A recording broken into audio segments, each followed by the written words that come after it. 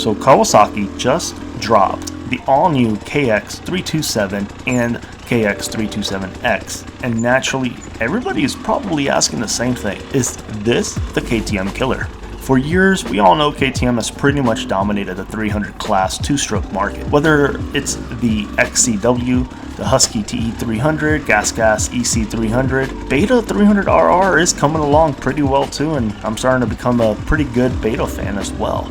So these two have been the main dominators with the Edge 2 KTM. Those have been the bikes that serious woods rider gravitated towards and enduro riders. Kawasaki hasn't really had anything until now, and I'm pretty stoked about this bike.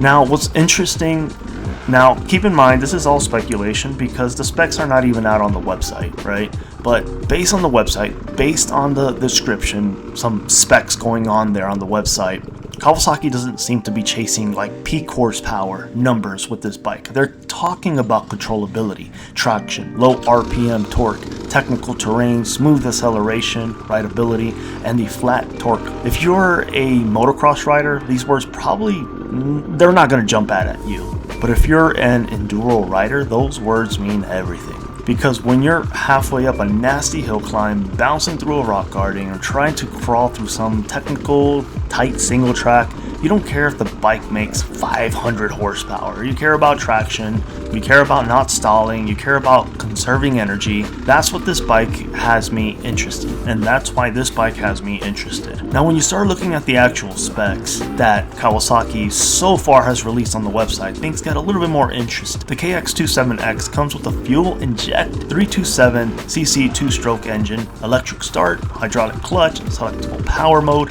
and I'm pretty interested in this smartphone connectivity through radiology. It has GPS functionality and a lightweight aluminum perimeter frame based on the KX450 platform. That's some serious list and features right out the gate. The suspension packaging is very impressive too. Kawasaki equipped it with factory style KYB suspension, including a 48mm coil spring fork and a new Unitrack rear suspension. Kawasaki literally says these components are ready to dominate, and honestly, that's not just marketing bluff. KYB suspension has been one of the strongest points of Kawasaki off-road bikes for many years. If this new 327 platform gets the same level of suspension performance, that's a huge advantage right out of the box. And here's when things become a little bit more opinionated, just because I don't think nobody's really test riding these bikes. I could be wrong, but the more I read about this bike, the less it reminds me of a KTM, and the more it reminds me of a Beta 300RR, or maybe even the Beta Cross Trainer. And I'm not talking about the small frame size or anything. I don't know what the numbers are yet,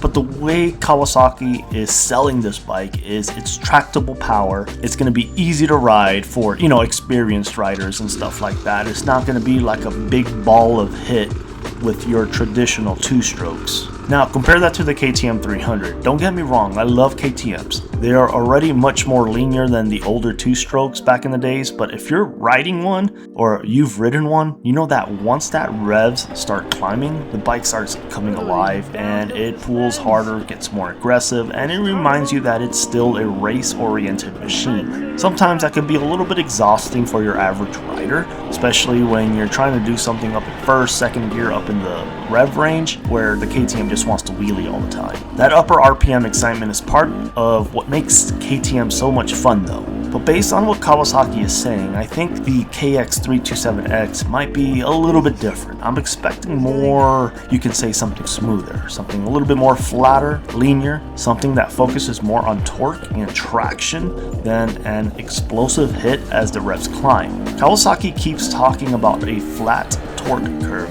and exceptional controllability from ultra low RPM through the mid-range. That sounds very beta-like to me, which is great. I'm loving it and I'm very interested. Honestly, I almost wonder if Kawasaki looked at what Beta was doing and realized that riders are starting to value rideability as much as outright performance. Because when you're riding technical terrain, a bike that hooks up and finds traction and it's easier to ride is usually faster, less exhausting than a bike that makes tons of horsepower and race ready. Now don't get me wrong, I have a KTM and everything like that, and I love the power, especially on straightaways. And yeah, this thing, we mainly use it, or at least me myself, I mainly use it for that down low torque, not so much for the rev hits. And I think Kawasaki actually answered this. The question I'm asking is, did Kawasaki just build a Japanese Beta 300RR?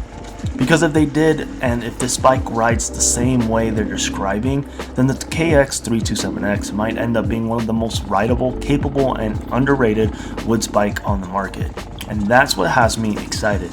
It's not the horsepower, it's not the marketing, although we're all waiting for a Kawasaki Japanese brand for an enduro machine, besides the YZ250X, but this is a lot more modern. And I'm pretty excited with the specs and some of the features it also carries. I'm very interested on what you guys think about this bike, so leave your comments below. I'm honestly very tempted to swoop one up, but we'll see, and I'll catch you guys on my next video.